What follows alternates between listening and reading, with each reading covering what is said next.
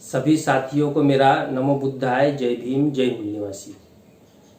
साथियों, 6 अक्टूबर को जो महारैली हुई तो उस महारैली के पहले और बाद में भी मेरे मन में ये जरूर प्रश्न आया था कि अगर मैं मातंग के साथ होता तो ऐसी स्थिति में क्या करता। लेकिन मैंने सोचा कि रैली के पहले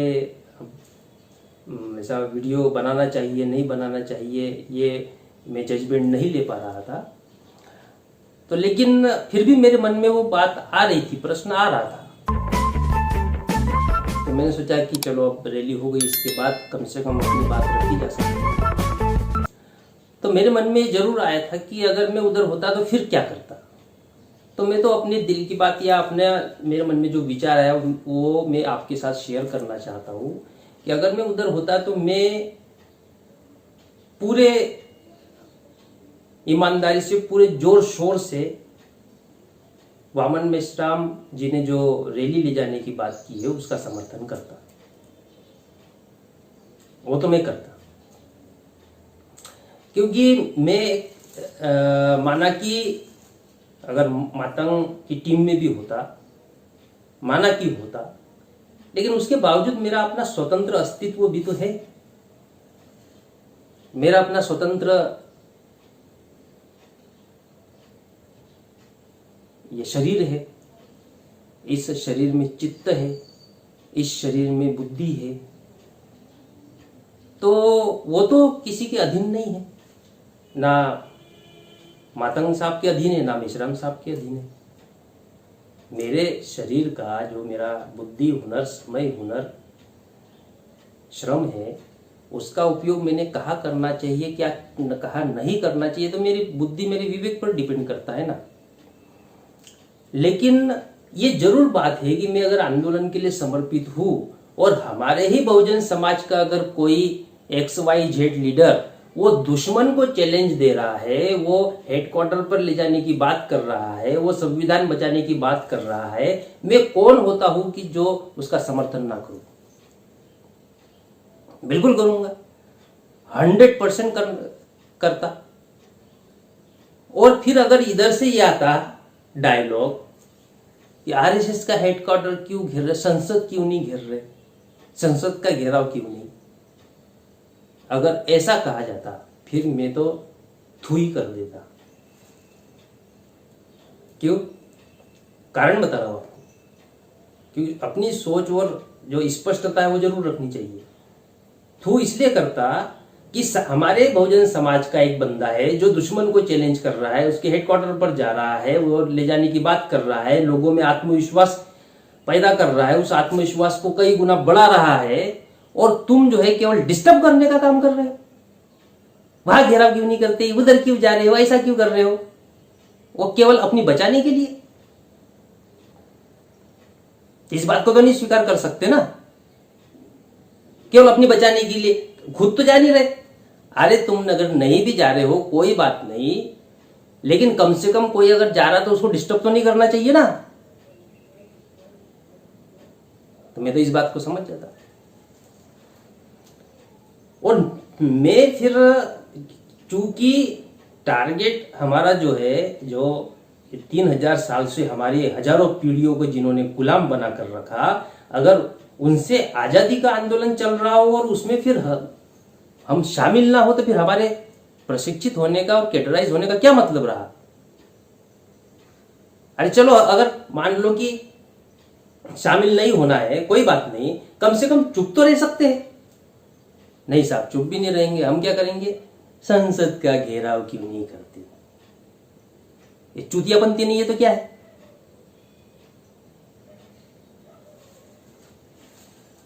चूतियापंथी कहेंगे इसको।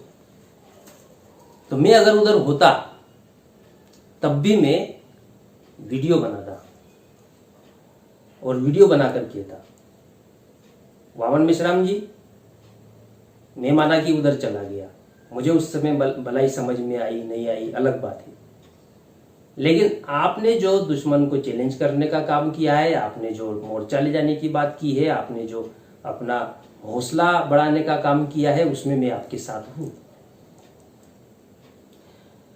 और ये आंदोलन ऐसा ही लगातार अगर चलता रहता है तो मैं साथ में काम करने के लिए तैयार हूं। ये बावन मेश्राम जी की मर्जी है कि वो करने को तैयार, साथ में लेने को तैयार रहेंगे या नहीं रहेंगे, लेकिन मैं तो प्रयास करता, एक बार लेटर जरूर लिखता कि मैं आपके साथ काम करने को तैयार हूं।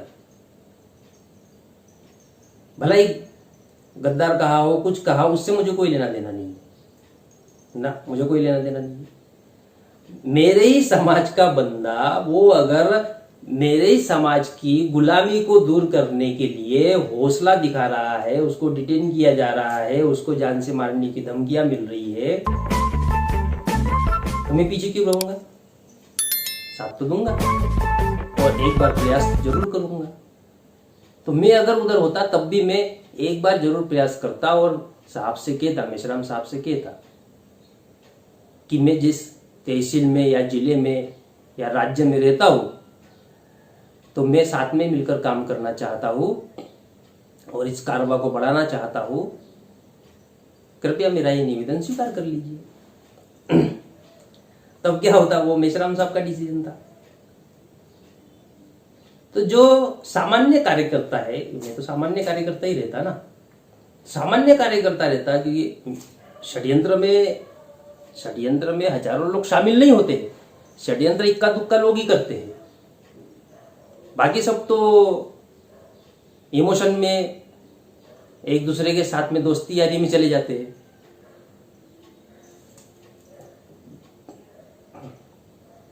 हो सकता है अगर मान लो मैं चला जाता, तो संपर्क में तो अब 20-22 साल से काम कर रहे, संपर्क में तो हर कार्यकर्ता रहते हैं। मान लो मैं चला जाता, लेकिन आज जो स्थिति मेश्राम साहब ने निर्माण की है, जो चैलेंज करने का काम किया है, तो मैं तो एप्लीकेशन जरूर लिखता कि साहब जो हो गया सो हो गया, उसे भूल जाओ, मैं उधर चला गया था, हो गया था, लेकिन मैं अब जो है अपने तहसील में, अपने जिले में आपके साथ मिलकर काम करना चाहता हूँ और हमें हर हाल में इस देश में ब्राह्मणवादी व्यवस्था को नेस्तनाबूद करना है, उसके लिए मैं साथ में काम करने को तैयार हूँ। मैं लेटर तो जरूर लिखता। तो ऐसा मैं करता तो ये बात जो कार्यकर्ता है, उन कार्यकर्ताओं को भी समझ में आनी चाहिए और उन्होंने ये नहीं सोचना चाहिए कि यार इन लोगों ने हमें ऐसा कहा वैसा कहा। ये सब सोचने की कोई जरूरत है नहीं। मतलब जो हमारे जैसे सामान्य कार्यकर्ता, उन लोगों की बात कर रहा हूँ। तो षड्यंत्रकारी को तो मेश्राम साहब वैसे भी माफ करने वाले हैं, आपको रियल बात बताओ। लेकिन हम तो भोले शंकर लोग थे। तो भोले शंकर होने की वजह से अगर गए तो भोले शंकर लोगों को माफ किया जा सकता है। जो इमोशंस में चले गए, रिलेशन में चले गए, दोस्ती यारी में चले गए, उनको माफ किया जा सकता है, ऐसा मुझे लगता है। तो ये नहीं सोचना चाहिए कि यार उन्होंने ऐसा कहा वैसा कहा, या फिर अब हमारी उधर कौन इज्जत करेगा ना। अरे वो भी हमारा ही घर है यार, हमारा अपना ही है, हमारे अपने ही भाई है। अगर मैं बोलूँ, अगर हम कहते हैं कि भाई हम साथ में काम करना चाहते हैं, कौन मना करने वाला है? दुश्मन तो नहीं है ना, और कोई ब्राह्मण की औलाद तो है नहीं जो मना करेंगे। हाँ, हो जाता है आगे पीछे, मनुष्य है, आदमी है, गलतियां हो जाती है, ठोकर लगती है, ठीक है।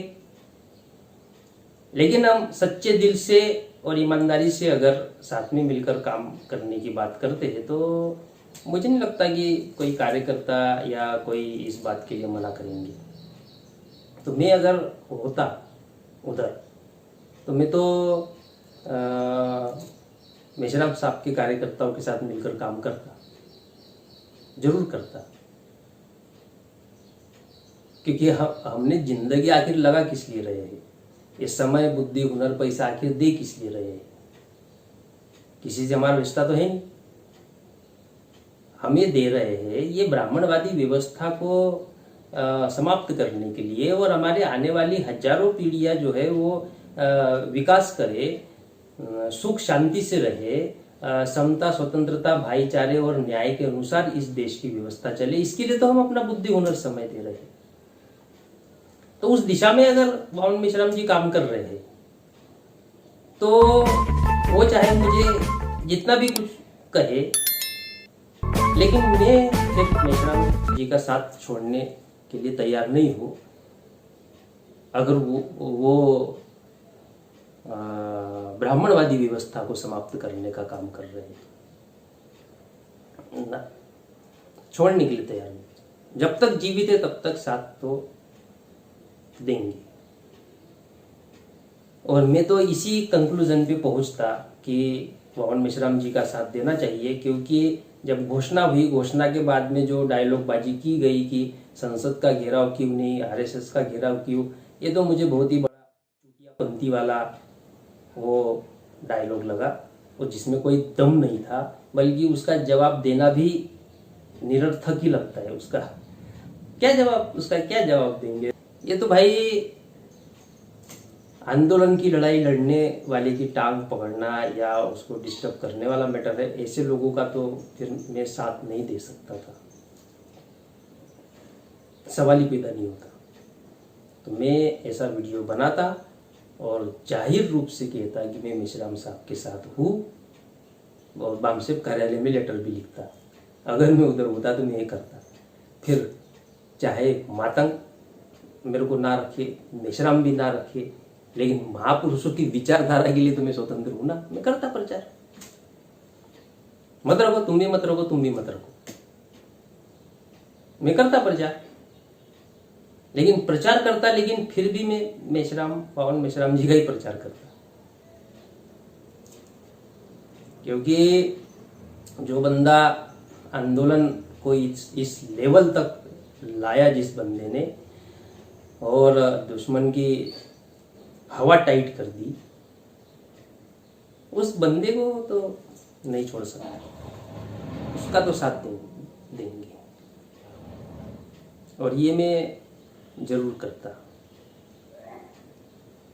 तो ये ऐसे ही मेरे मन में प्रश्न आया था कि अगर उधर होता तो क्या करता, और मुझे लगा कि ये बात मैंने आप लोगों के साथ शेयर करनी चाहिए, इसलिए मैंने वीडियो बनाया। इससे जो भी आपको समझना है समझ सकते, नहीं समझना है नहीं समझ सकते, वो आपकी मर्जी है। लेकिन मैं अगर उधर रहता तो मेश्राम जी का साथ तो देता ही देता, इस मुद्दे पर तो देता ही देता। इतनी बड़ी गधेपंती तो नहीं करता कि वो डायलॉग मारता ना। यही बात मैं कहना चाह रहा था। सभी साथियों को नमो बुद्धाय, जय भीम, जय मूल्यवासी।